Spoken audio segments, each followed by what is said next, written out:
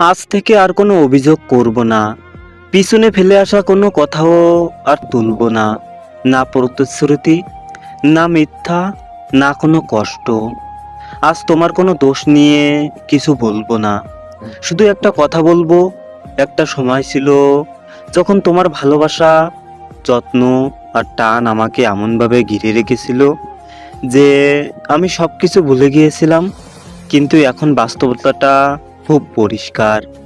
তুমি তোমার জীবনে ফিরে গেছো, তোমার নিজের জায়গায়।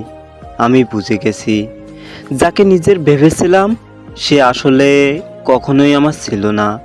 তাই আজ চুপচাপ সরে যাচ্ছি। কোনো অভিযোগ নেই, কোনো দাবি নেই। তুমি ভালো থেকো, আমি আমার মতো করে নিজেকে সামলিয়ে নেব।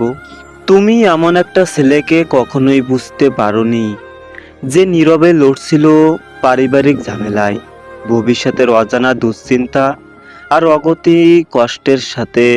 তার হাসির আড়ালে লুকিয়েছিল শত রাতের না বলা কান্না।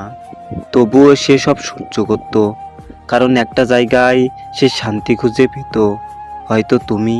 এই অগোছালো পৃথিবীতে তুমি ছিলে তার একমাত্র শান্তির ঠিকানা। তবুও তুমি আমাকে শেষ পর্যন্ত ঠকালে।